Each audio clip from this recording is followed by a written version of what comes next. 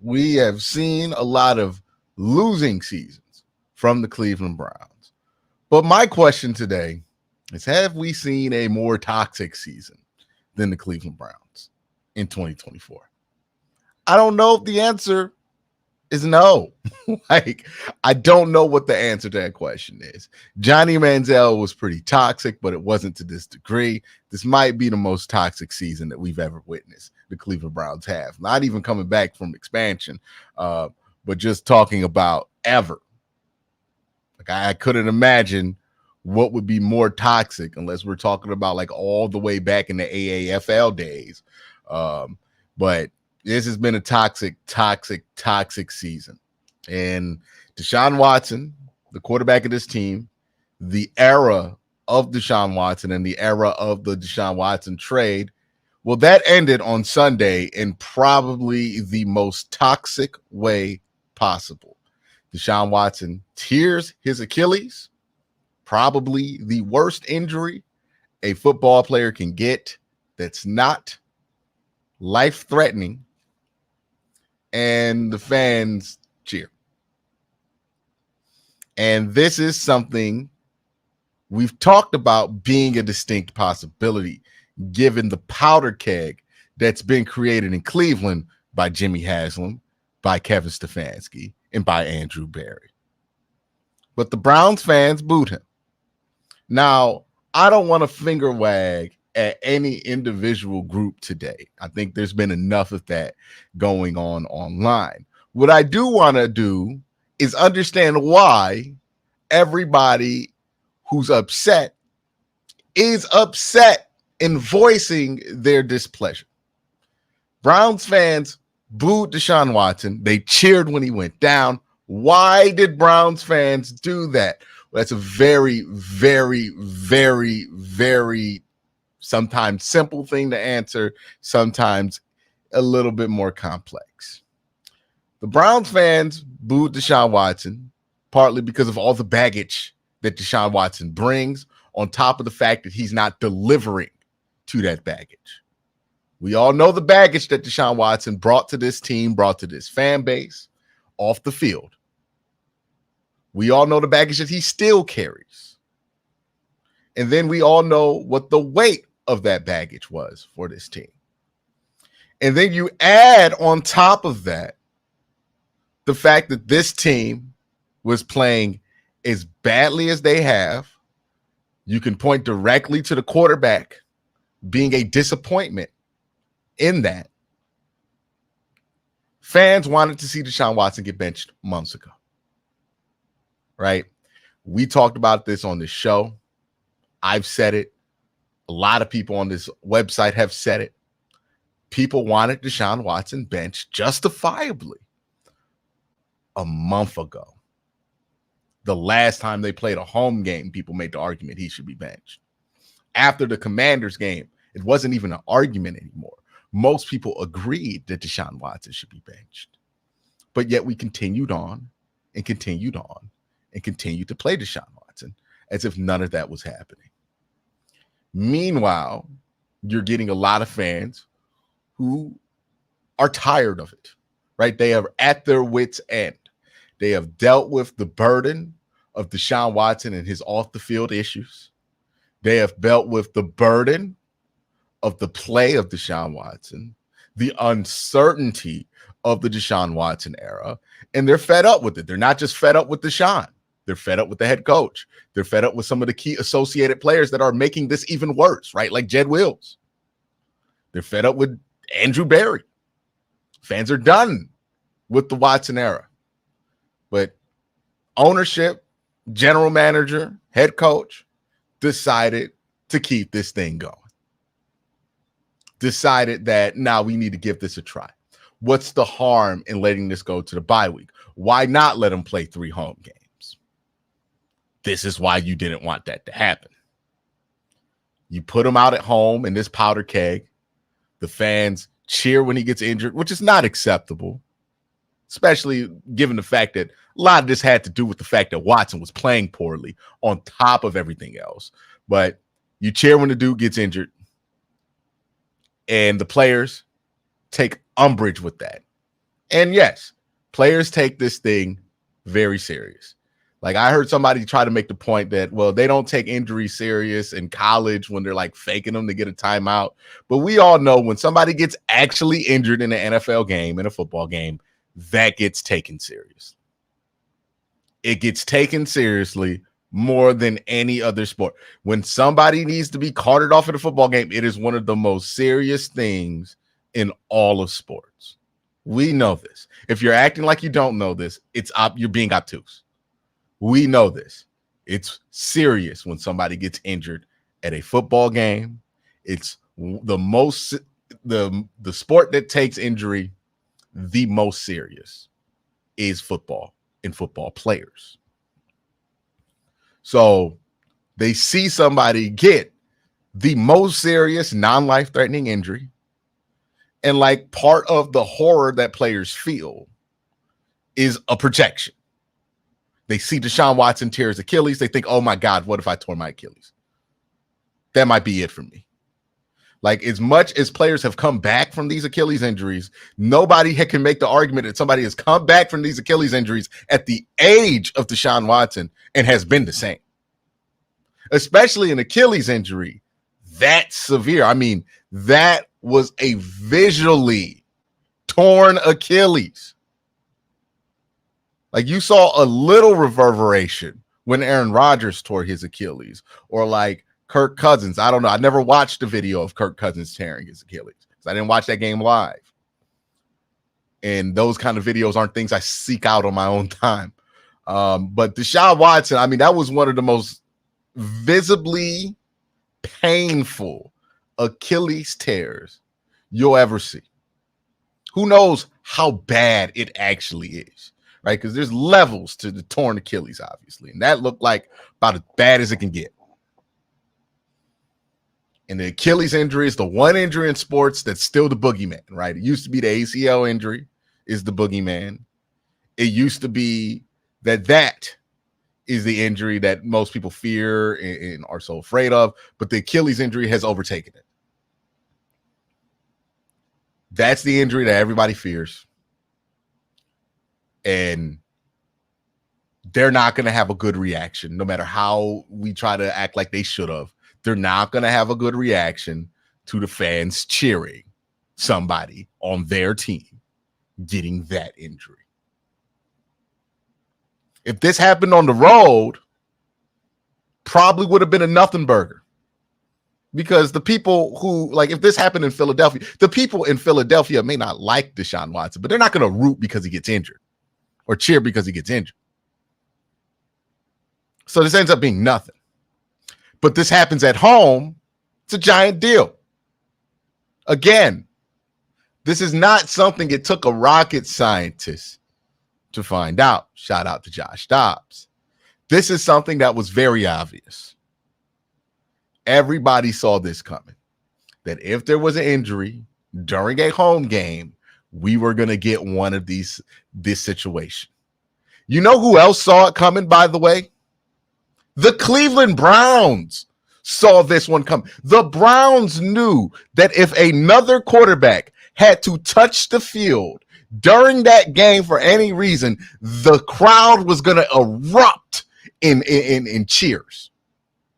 I thought about this, and it was something that I didn't really get a grasp of why it happened until probably this morning. But I thought about why was it that DTR was the backup for Deshaun Watson in this game specifically.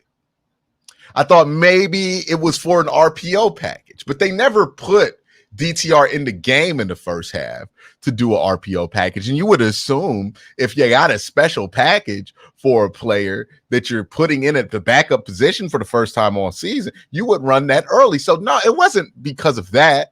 From watching the film, it could not be because DTR progressed further than Jameis had with this offense. I know Mary Kay suggested that this was a move to get Watson to kick it up in high gear to let him know that there's fire underneath his feet. I don't buy that. I think it's obvious why Jameis wasn't the backup for that game. And it's because if Jameis was the backup, then when it's 3rd and 1, who comes on the field? Chat, can you answer that question for me, by the way? And if you haven't hit that like button yet, please hit that like button. But when the Browns go for it on 3rd and 1, they do a QB sneak. Who comes on the field? Who comes on the field in that situation? Let's see if somebody answers the question. There. Give it a couple seconds here. Boom. Somebody got it. My man Manimal 15955 got it. Jameis comes onto the field when they do a QB sneak. Jameis comes onto the field when there's a 3rd and 1 or 4th and 1. And we all know Jameis comes on field. Is it a coincidence that this week was the first week Deshaun Watson has ever done a QB sneak in a Cleveland Browns uniform? And apparently the Browns knew that this situation was actually more untenable than we did, because when the Browns talked in the locker room, they let it slip that, like, apparently Watson's family has been being harassed by the fans and he's been getting death threats. It's awful. I didn't know it got to that point for him. So they did. They knew that this was going to be an untenable situation.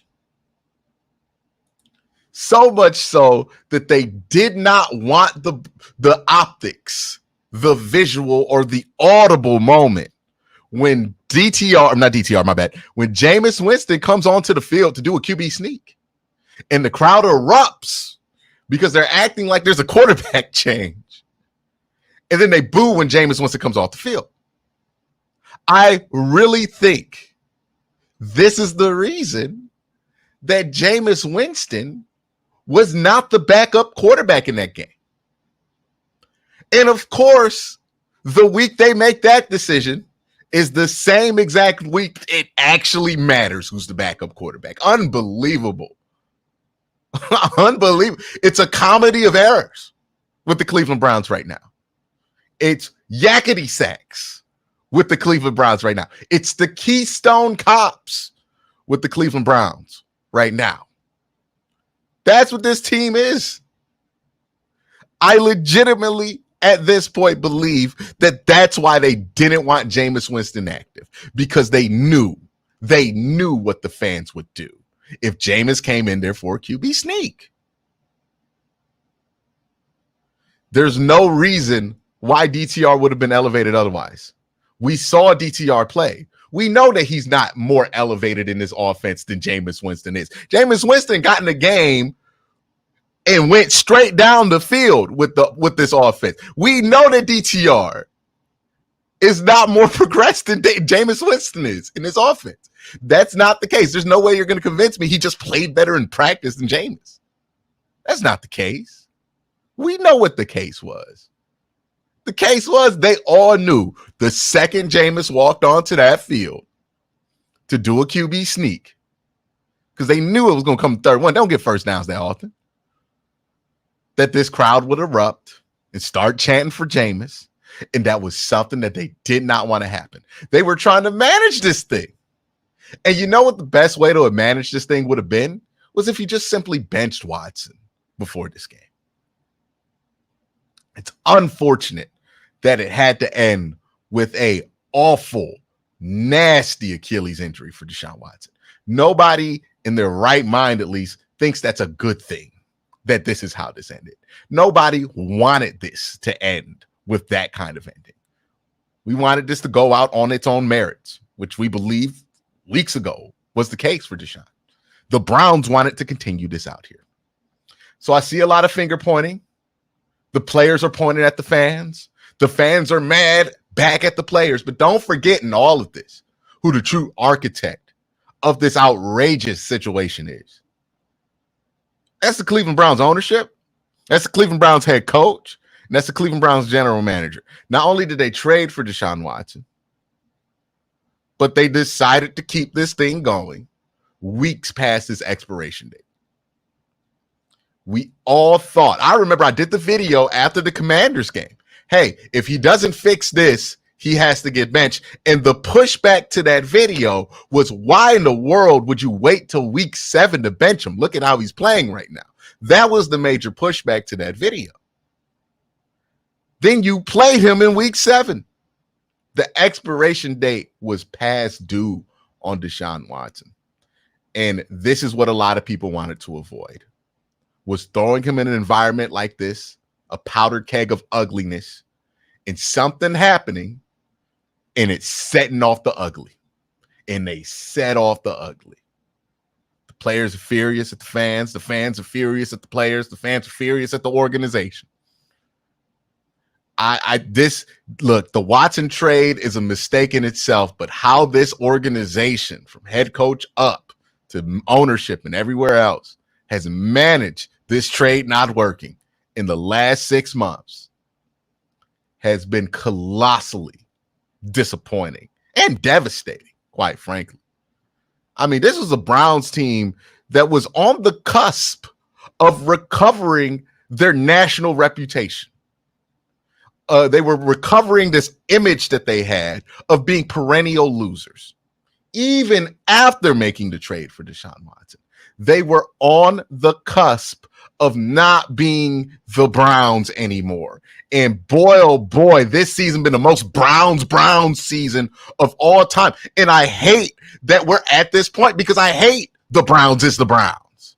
I hate the clowns. I hate the paper bags. I hate the fan base being this low and self-deprecating. But what else are they supposed to be right now when this is the product that the team has produced? This is clowns. This is Browns is the Browns. You have a roster that went 11-6 last year, and you're the second pick in the draft right now. We're almost halfway through the season. This is what we've got. It did not have to be this way. It truly did not have to be this way. There was no reason Watson should have played in week 7. There was no reason that this environment should have been allowed to get this bad. There's no, like, if you are aware enough of the negative environment to not play Jameis Winston because you're afraid of the reaction if he goes in for a QB sneak, how in the world do you justify playing the dude that people are mad at? All this is just, we have done so much tiptoeing and tapping around Deshaun Watson this year. And all of that has caused this team to be a national laughingstock. This team has not been a laughingstock since Hugh Jackson was the head coach here. We're back to being a laughingstock. And I can't even fight the jokes. I don't want to say the jokes, but when they say them, I can't debate them. I can't say that's not true. What is this team right now? They're a joke, dog. An absolute joke right now. And the people who made it a joke are also the people who came close to fixing the reputation. And that is the most furious thing about this. Kevin Stefanski is a 2-time coach of the year. Andrew Berry is a well-respected general manager. Like, the whole issue with the Browns before the 2020s was we thought that we just didn't have the right people in the building to make sane decisions. But we're seeing these people who have had success with the Cleveland Browns make these same boneheaded decisions over and over again. And you know who suffers for it? The fans do. The fans are at war with the players. Now the fans have to beef with the players. The players have to beef with the fans. And all of this goofiness, and nobody is taking a look at the fact that this was a powder keg brought to you by Kevin Stefanski, Andrew Berry, and Jimmy Haslam. Hit the like button, y'all. Hit the like button. Mike C. Rodriguez just dropped the gem in the chat. He says, Quincy, we ain't even gotten the Hard Knocks yet. Think about that. This team has been being recorded this whole time. My God. Can you imagine what that Hard Knocks is going to look like when they're showing you the coaches meeting for week 7? And then we find out that some of these decisions were being made because they were worried about an environment, that they weren't even ignorant to what was going on. They just knew what was going on and decided to ignore it.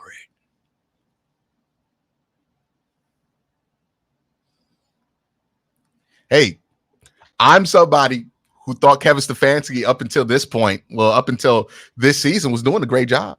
Same thing with Andrew Berry. You ask me August of 2024, hey, those guys are doing a great job. I've never seen two people ruin their reputations faster. Now, I'm not saying I want any of them fired. I'm not going to advocate for somebody to lose their job at this point. Not yet. But man, I mean, I can't defend how they've handled this season. I can't defend it. It's bad. It's really, really bad. That's where they're at. So we could be mad at the players for saying some, quite frankly, goofy things about Deshaun Watson in defense of him. We could be mad at the fans for booing while Watson went down, which again is tacky and not acceptable. But let's be honest here. Browns fans didn't create the situation, didn't make the powder keg that exploded on Sunday. And that's the thing that a lot of these national outlets are choosing to forget when they're pointing their finger in disgust at the Cleveland Browns fan base right now. Jimmy Haslam, Andrew Berry, and Kevin Stefanski all worked together to bring this guy in. All ignored the consequences of bringing this guy in. All ignored the potential impact and burden that would have to everybody who watches the Cleveland Browns on Sunday for bringing this guy in. And now that powder keg that they brought in explodes and it's Browns fans' fault. Give me a break. Give me a break. They knew what they were bringing in. They thought it wouldn't matter if the team won. They didn't even consider a world where the team didn't win. Arrogance made that decision, and now it's blowing up in their faces. So now that we're there, right? We talked about the outcome of it. We talked about where this team is. What now? What's next for this Cleveland Browns team? And it's not just what's next for the rest of the season. We got to be honest about this. The Watson era is over. Deshaun Watson was not playing well this season to begin with. He was coming off of a throwing shoulder injury, which usually gets tagged as at least career altering. Now he has an Achilles injury. And look, I know that other players have come back fast from an Achilles injury, but think about the play style that Deshaun Watson has and how different that is from a Kirk Cousins. Like, to those of you who are like, he's going to be back day one. Kirk Cousins suffered his injury at a similar time last year, and look, he played day one. Does Kirk Cousins rely on throwing the ball outside the pocket as much as Deshaun Watson? Does Kirk Cousins' play style demand that he takes as many hits as Deshaun Watson? We all know the obvious answer to that. They have completely different play styles. The Watson era is over. He's going to be over 30.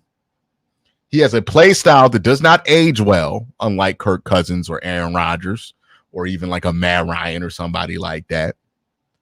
He has not demonstrated a mastery of the game mentally to think that he can survive based on his throwing ability and pocket ability alone. He's an awful pocket quarterback. He can't manage the pocket to save his life.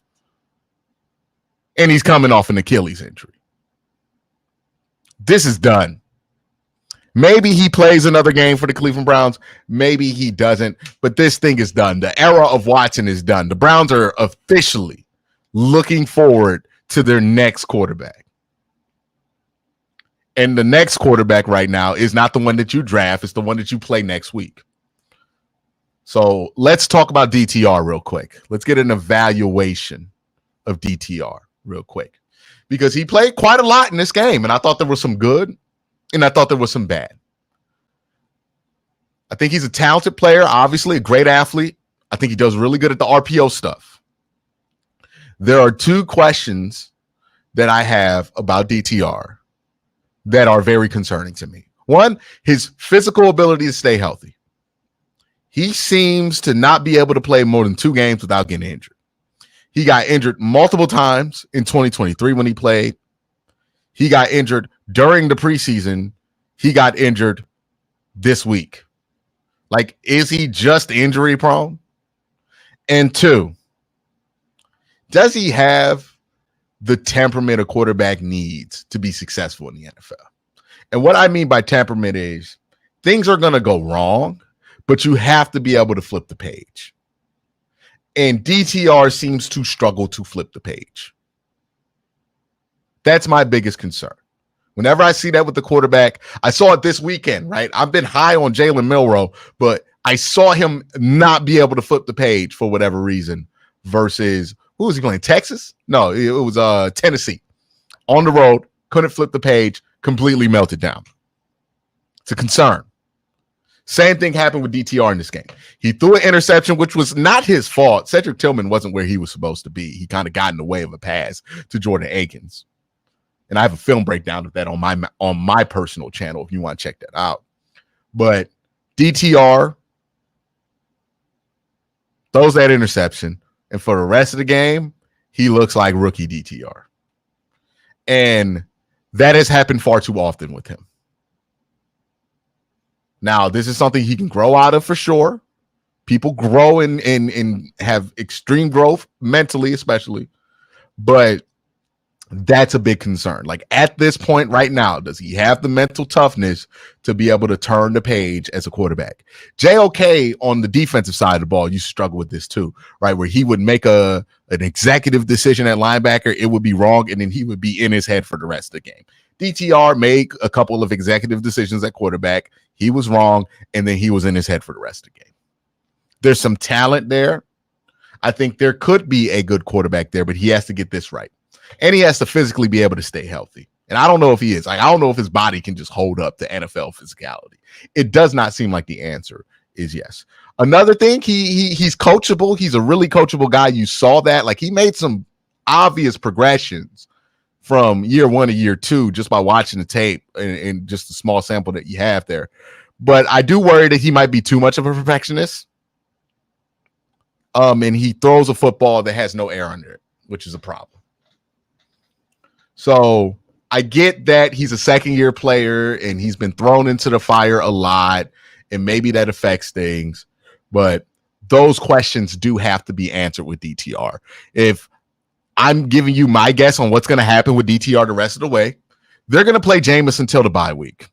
Now, if Jameis goes out there, plays well, I think they continue to play Jameis. But if Jameis goes out there, struggles, they'll put DTR back in. They'll give him a bye week plus a week of prep, and they'll see what he looks like again and see if he can get over these things. And I think that'd be worthwhile enough. I mean, this team is 1-6 at this point, so it's going to be hard to squeeze a lot out this season. Let's talk about Jameis Winston in this game, because I thought Jameis played pretty well. He had an 84 Pro Football Focus. Now, granted, he only had 12 dropbacks, but he had an 84 Pro Football Focus grade, and there were some things I really liked about what Jameis did. One, Jameis, of all the quarterbacks that played, took the most advantage of intermediate passing. This is a crazy stat, Ian, and I'm going to drop this one here for you. I didn't give you time to turn this into a graphic. My apologies for this, but this is a crazy stat. Of all the 3 quarterbacks that played, and remember, Jameis played 1 drive, Deshaun played the whole first half, and DTR played pretty much the whole second half. Of the 3 quarterbacks that played, Jameis Winston led the Cleveland Browns in intermediate pass completions, pass attempts, and first downs. by a wide margin on all of them. He had 7 attempts intermediate. The second place person was Deshaun Watson with 2. So what did Jameis Winston bring to this team, and what will he bring to the team? You're going to see a lot more intermediate passing from Jameis Winston. I mean, in one drive, he tripled what the Browns were doing before he got on the field. That's a ridiculous number. That's quite frankly ridiculous that we're not, like, think about that. Deshaun Watson and a second-year 5th-round pick could not throw the ball in the intermediate range. Jameis Winston gets out there and gets 3 completions off the rip in the intermediate range in one drive. Like, that's also another thing I have to look at with DTR. I'm like, hey, man, does he just look good because we're comparing him to Deshaun? Jameis Winston goes out there, rips 3 intermediate passes. It's like, damn, this feels like Joe Flacco again. Another thing that's interesting about that intermediate passing stat, right? Because I'm not done with it. The time to throw on intermediate passing is interesting to me. Deshaun Watson's time to throw on his intermediate passes, 4.4 seconds. DTR's time to throw, 3.10 seconds. Well, 3.1 seconds, my bad. Jameis Winston, 2.76 seconds, time to throw on intermediate passes. This is a West Coast offense. Do you know how important intermediate passing is in a West Coast offense? It's the bread and butter. Well, a lot of West Coast offense is high-low concepts, right? It's about making a linebacker choose high or low and then taking the shot that they choose. That's what West Coast offense is all about. It's about high-low chunk plays and getting chunk plays out of high-low. You should be getting a lot out of the intermediate part of the field if you're a quarterback in a West Coast system. That's what this system is here to create. And Deshaun and DTR absolutely could not take advantage of the intermediate part of the field. It makes you wonder, why in the world was DTR the backup? Now, we've already answered this question. It's partly because, well, they didn't want them coming in cheering for Jameis. Part of me wonders, like, hey, if Deshaun had to miss a few drives and Jameis came in and balled out, did they not want that to happen? Like this, they have been super secretive about Jameis Winston in this offense all season. Remember in the preseason where they barely played Jameis? Like, why have they been this secretive about this? Part of me thinks this has to be the case, that they're trying to hide Jameis so we don't want Jameis to play. And look, I don't think Jameis Winston is about to turn this Browns offense that's bottom of the league into world beaters. I don't think that's the case. I think Jameis Winston would turn this offense from a bottom of the league offense to possibly middle of the road, which would be a huge improvement. For this team. And this is where Kevin Stefanski has lost the benefit of the doubt with me.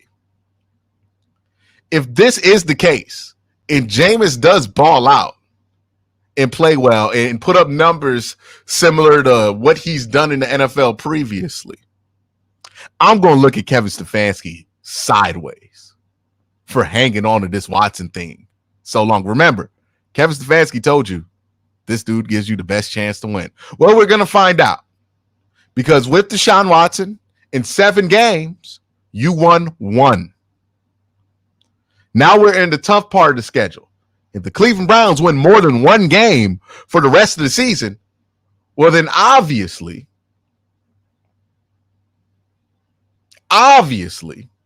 he didn't give you the best chance to win. That is what's on my mind right now. Because in one drive, Jameis went boom, boom, bang, bang down the field, 60 yards, touchdown. Now, again, it was against the Cincinnati Bengals defense that probably wasn't playing their hardest, right? The game was up. They were up 14. There was like 3 minutes left. They weren't playing their hardest football. It wasn't exactly garbage time, but They weren't playing their hardest football. So maybe this is a bit of a mirage here. But yeah, Jameis played well. And I know people are going to argue, is it really coaching that's making this decision? Is it the general manager that's making this decision? Is it ownership? I don't think any of this gets done. I don't think Deshaun Watson ends up on the team if all three of those guys don't agree it's a good idea. And I don't think Deshaun Watson remains the starter or remained the starter for 7 weeks if all three guys thought it was a good idea. If three guys did not think it was a good idea. Like, I think they're all three responsible for Deshaun Watson not just being here, but continuing to start him. I think they all wanted to do it.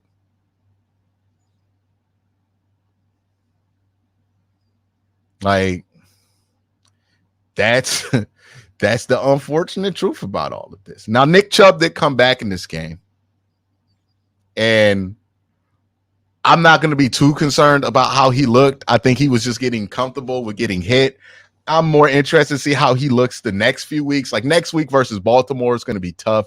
This Browns offensive line is not great, but we'll see what happens there. Somebody in chat brought this up. The Browns kicker kind of stinks now. That's unfortunate because Dustin Hopkins had a hell of a run here. But Dustin Hopkins this season has been bad. He's been bad. He's missed field goals. He's missed multiple extra points. If you followed me for any time, you know how furious missed extra points make me. Missing 2 missed extra points is crazy. Is unacceptable. So you probably got to start looking for a new kicker at some point. For the love of goodness, don't draft one. We know how bad drafting a kicker goes. But yeah, I mean, you got other problems on this team that aren't just the quarterback position. I'm not suggesting the Browns put in Jameis and went out for the rest of the year. They clearly have other problems. But I think Jameis could help the offense be a little bit more explosive. Now, another question. If Jameis plays well for the rest of the year, what do you do?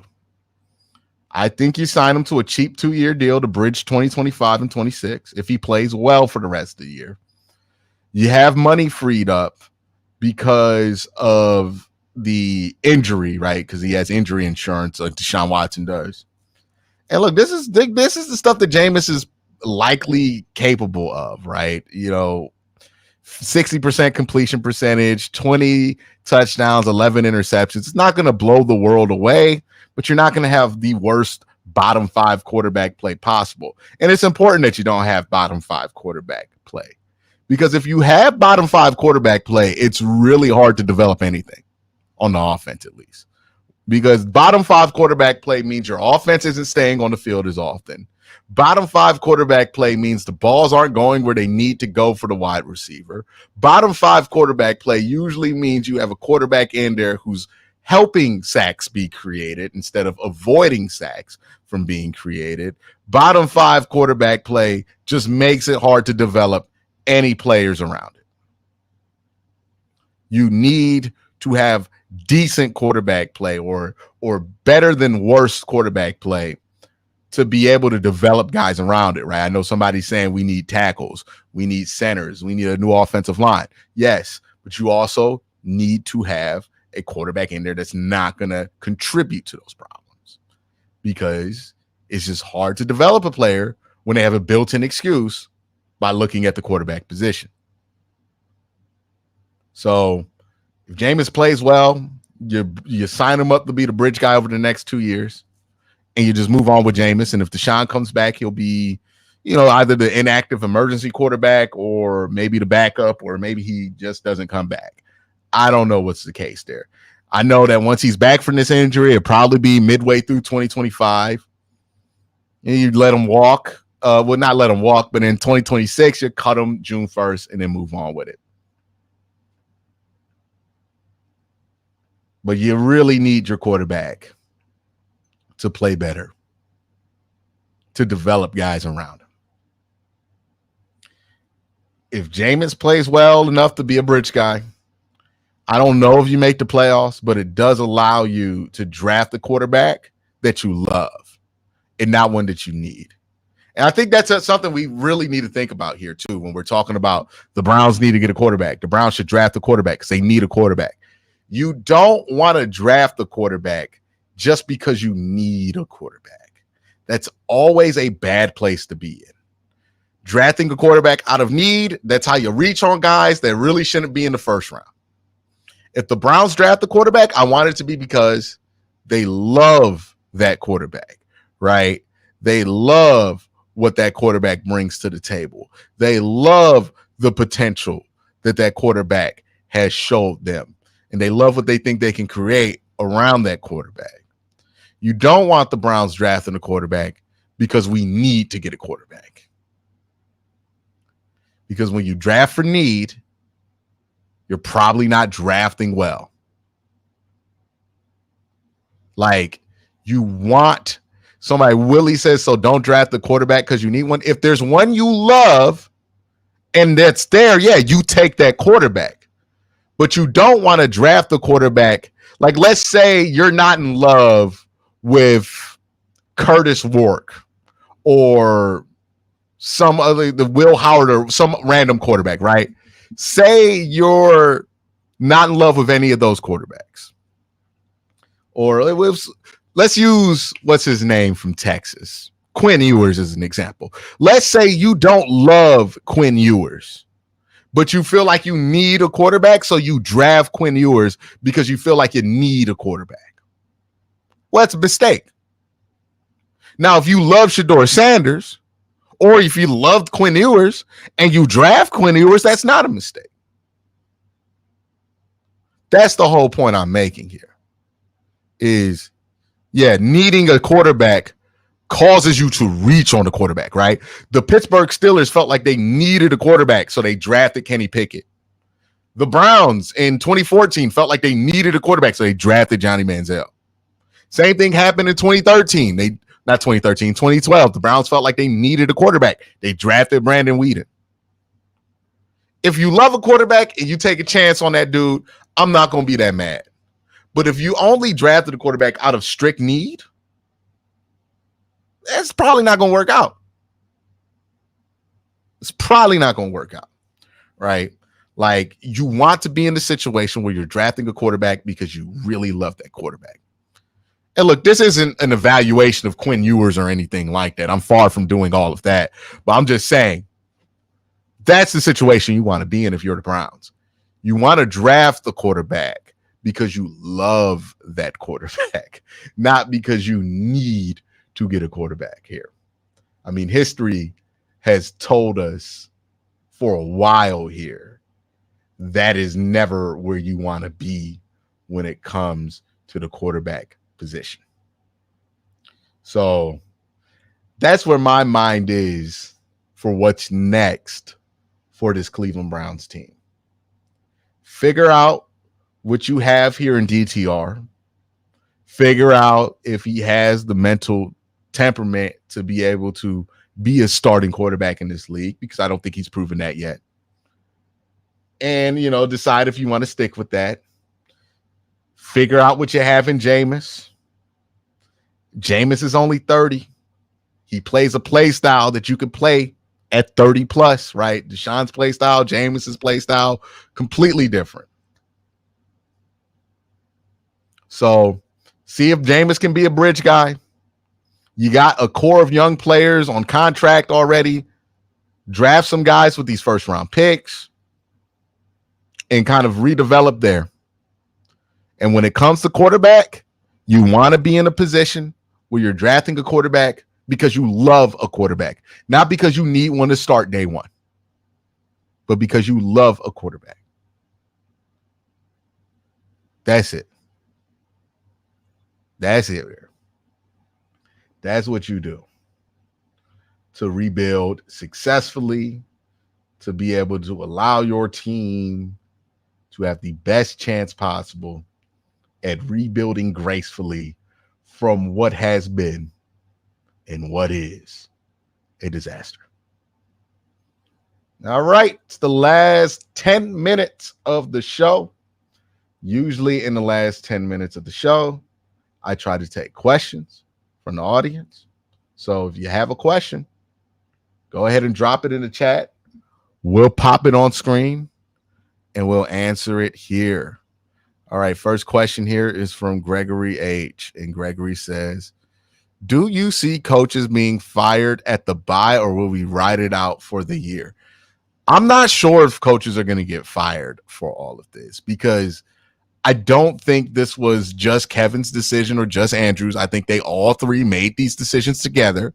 So I don't know if anybody's going to get fired for this decision making, because they all kind of own this decision making.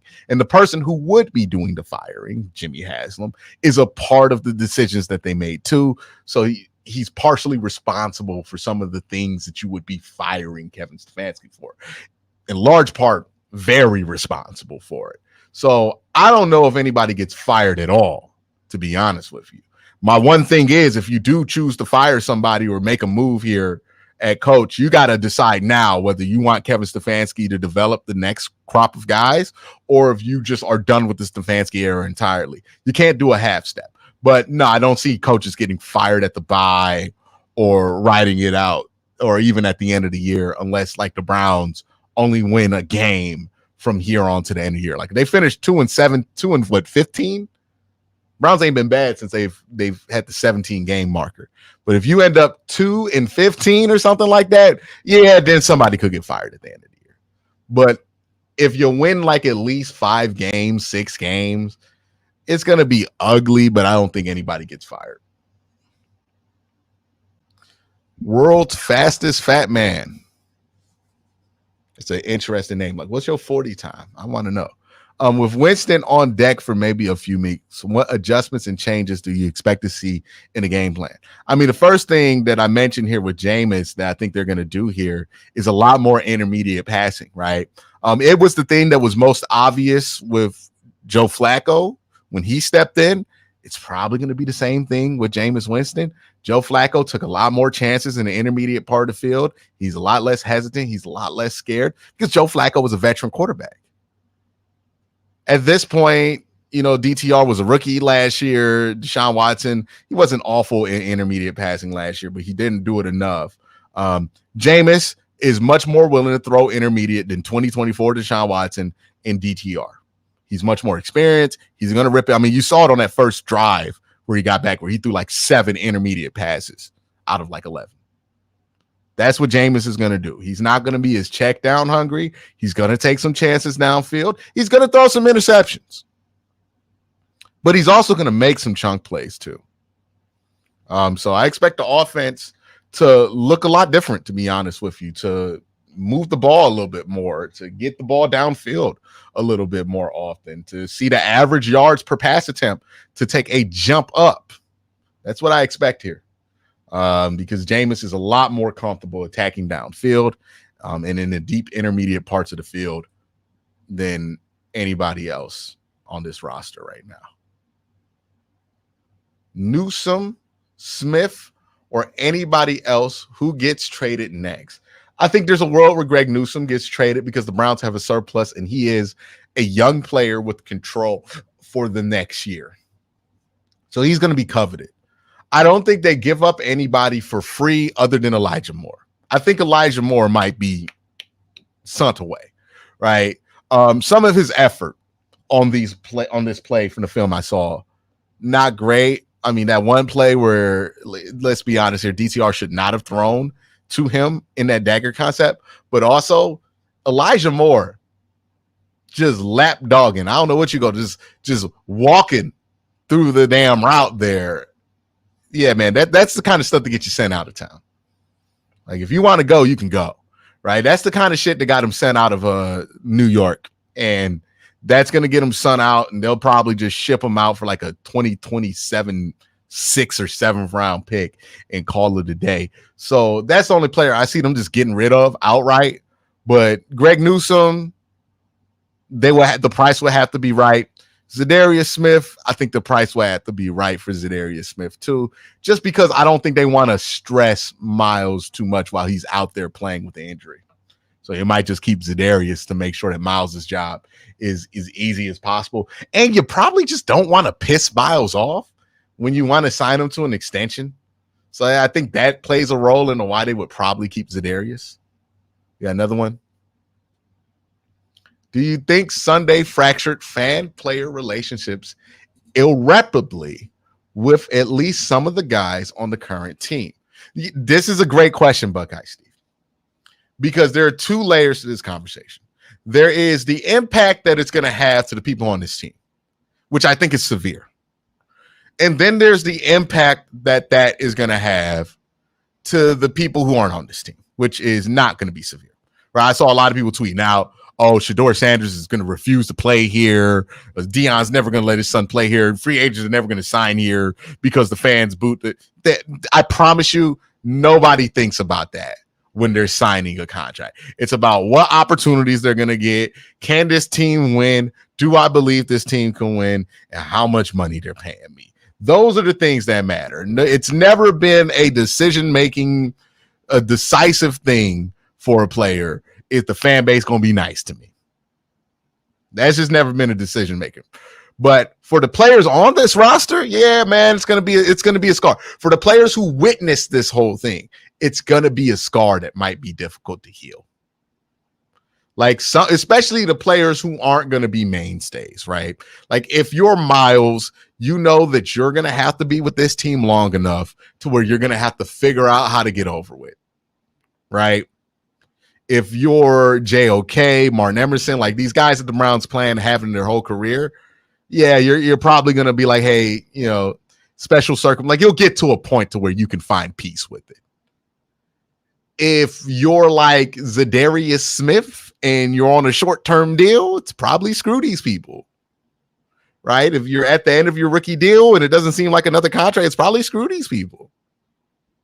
That's kind of the impact I think is going to have. Like the people who have to stay here forever, they will find their peace with what happened on Sunday eventually, because they're going to be here long enough to find that peace and to have better moments. But, some of these guys who are on more short-term stays in Cleveland, like Juan Thornhill, yeah, bro, he ain't going to never like us. Like it is what it is. Like those dudes, yeah, they're probably not going to ever, or the people who are like really, really close with Deshaun Watson. I don't know who those people were on this team, but I assume there were many. Yeah, they're probably never going to rock with the fan base again. Now, how much does that matter? I don't know. I've seen players on this team issue death threats to fans before. And like, it didn't like affect the team irreparably. I've seen crazy interactions between the fans and players, like the whole Odell Beckham thing, the end of Baker Mayfield. Players tend to get over this thing as quickly as they get mad about it. But some of them are going to hold this one to the chest for a while, especially the ones that aren't concerned with staying in Cleveland or having a career for the rest of their life in Cleveland, right? But the short-term people, they're going to be the most furious with this whole thing. Probably the most furious the longest. We got more questions here. Q, offensive line worth bringing back next year? Oh God, are you serious? Hey man, I thought that this offensive line needed an overhaul in this year's draft. I was pounding the table for the Browns to draft a tackle. And I'm not like the most anti-Jed Wills guy, but like, yeah, I knew Jed Wills on a bad team was going to be bad news. This is a guy who struggles to get up for games. So like having him be on a bad team, that's awful. It's not going to be good. Another thing that I've thought about with this offensive line is they're getting old. Joe Bitonio, 30 plus. Wyatt Teller's getting close to 30. Jack Conklin, 30 plus. Ethan Posick getting close to 30. And Jed Wills is not good. And then the same questions could be had for DeJuan Jones, who's had some questionable performances this year. So the question is, like, what do you actually have long-term on this offensive line? You got a short-term situation with Ethan Posick. You got DeJuan Jones, who you hope can lose weight and become a better right tackle. You got Wyatt Teller, who's going to hold it down until you get the next guy. You got Zach Zinter, who's looked pretty good. So maybe you got Zach, you got DeJuan, you got Ethan for a little bit. Like, what you're going to do at left guard? Probably going to have to draft somebody. Really thought the year to draft some offensive linemen was last year. I like Mason McCormick. I would have came out of that draft with a tackle and 2 guards, if you ask me. But yeah, man, I really hope the Browns did not drop the ball as hard as I thought they did by not drafting anybody other than Zach Zinter for the offensive line and what was one of the richest offensive line draft classes in recent memory. I really hope they didn't drop the ball as hard as I did. But yeah, this offensive line's bad, and they're old now. They'll look better under Jameis because he gets rid of the ball a little bit quicker, but they're still going to have their issues. So, yeah, I'm not thrilled. I'm not thrilled with where the offensive line is. Definitely going to have an overhaul. But the best way to do the offensive line is to take your time, right, to draft these guys. And these next draft classes aren't going to be great for the offensive line. Got another question here. What's my prototype quarterback for Stefanski? I think Stefanski works well with a quarterback who can throw with anticipation, with a quarterback who can play well within structure, but also a quarterback who has some escapability to him, right? Like, if I had to plot out my prototype quarterback in a Kevin Stefanski offense, or like the best version of a quarterback, it would be like, what if Jacoby Brissett was a much better accurate thrower of the football and a little bit faster? Like, that size quarterback with better anticipatory throwing and better processing, who's also giant. That would, to me, would be the prototypical QB for Kevin Stefanski. Ironically enough, like Ben Roethlisberger in his prime would probably have been a great quarterback for Kevin Stefanski. Like, that's who I think about when I think about what would be great for this team. I do think there's a world where you can get an RPO guy in there and do really good things with the West Coast offense.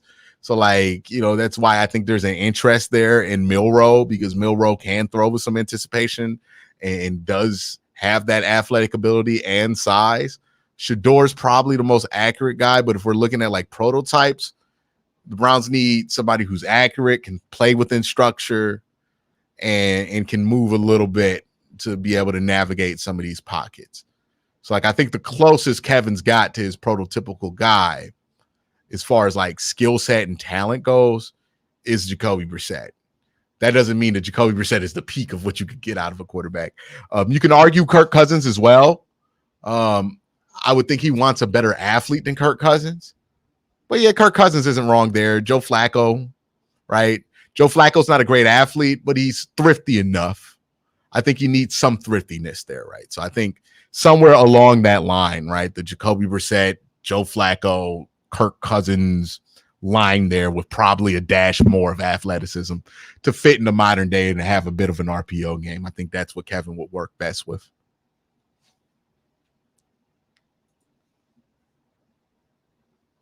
Let's get another question up on screen here. Joey says, Q, do you trust this front office to make smart draft picks? I don't know. Man, this year has really shaken my trust in the front office, in the coaching staff. I don't know. Man. If you asked me this question August of last year, yeah, of course. I'm excited about Andrew Berry getting a first-round pick again. Because, he hit on DeJuan and he hit on Martin Emerson. But even the ones he hit on now aren't playing great football. I don't know. I don't know if I trust this front office. Like, how they've handled this season has really affected my trust in them. Really affected it. I would love to feel much better about this by the end of the season, but I don't feel great right now, if you're asking me. Can we get the next one up?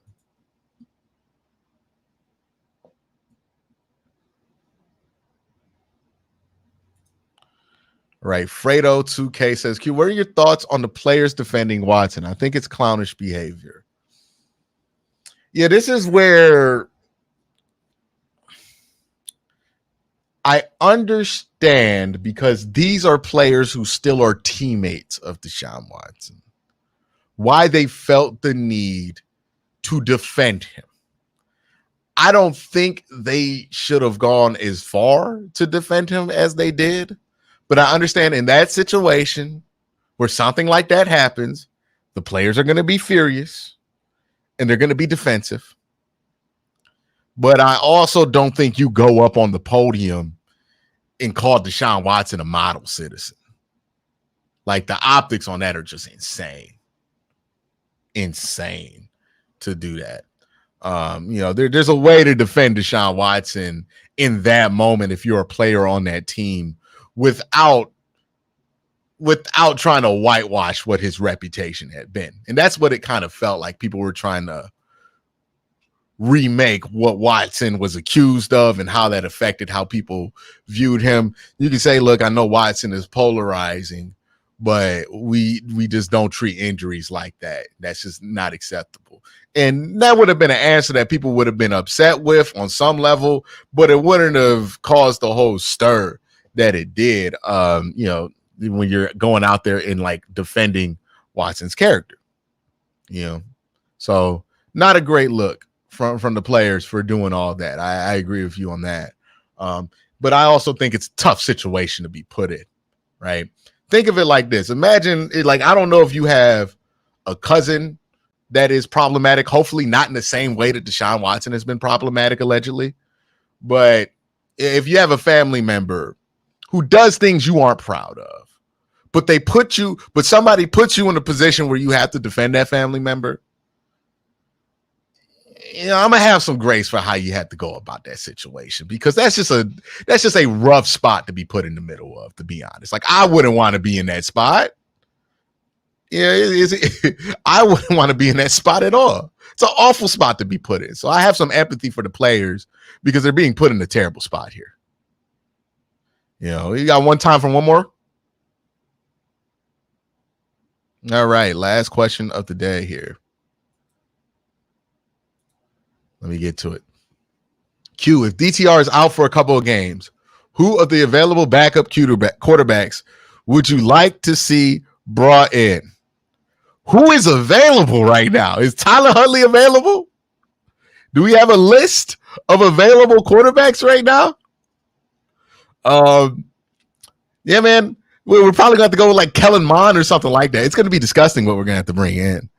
Because he's on the Miami Dolphins actual roster, so you can't bring in Snoop Huntley.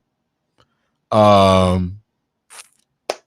don't know. He's probably got to bring in somebody random. Like, and there's nobody who's out there right now that like I would be excited to see. Does anybody in chat like have suggestions on who the Browns should bring in?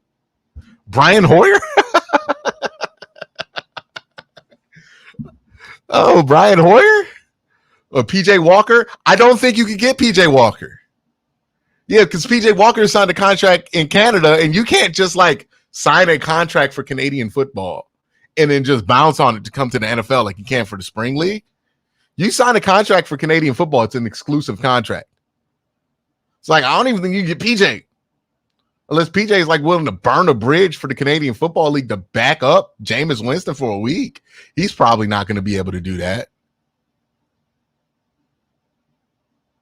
Ryan Tannehill?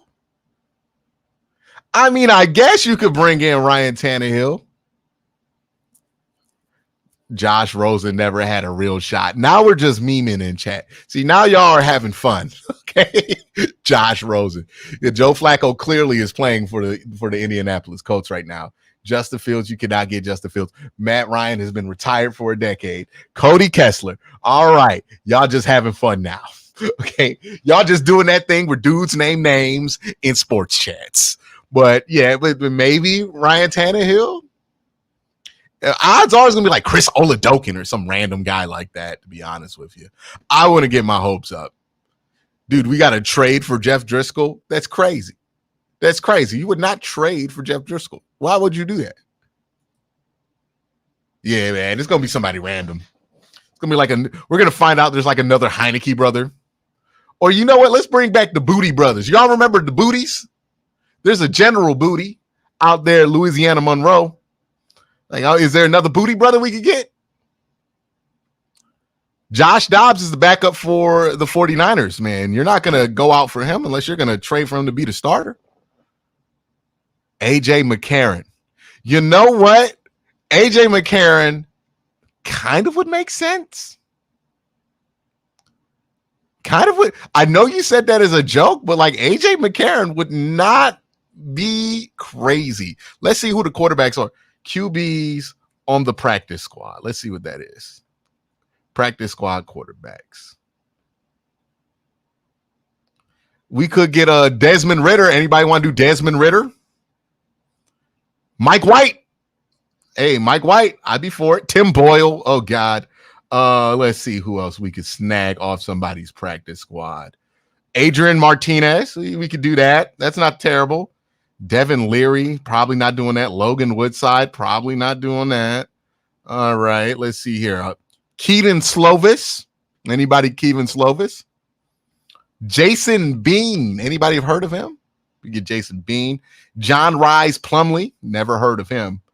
Let's see here. AFC West. Nobody. Bailey Zapp is available. We get the Zapp man. That might make some sense here. Carter Bradley. Bradley Carter. He's protected, though. I don't think we can get him. Dude, Dalvin Cook is on somebody's practice squad right now. I didn't know that. It's crazy. Will Greer. Get Will Greer. Get Will Greer. I'm not making up fake names. I'm literally going down the practice squad list right now.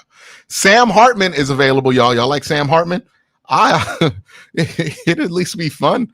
Austin Reed. Jake Fromm. Did y'all know Jake Fromm? Still in the league. Still in the league. Still in the league. Sean Clifford. Anybody else? Jack Plummer. You get Jack Plummer. Michael Pratt. Remember, people were excited about that. I already mentioned Desmond Ridder. Tanner Mordecai, which would be an awesome wrestler name, by the way. But not a quarterback name. Yeah, those are the dudes available. Those are the dudes available right there. Trace McSorley. Why not? Why not Trace McSorley? But that's my time here with you guys. Glad to end it on a more fun note because it's been a very dark week here for Browns fans. Now to continue the talk, the conversation, we're going to bring in Barry and Fred to finish out the night.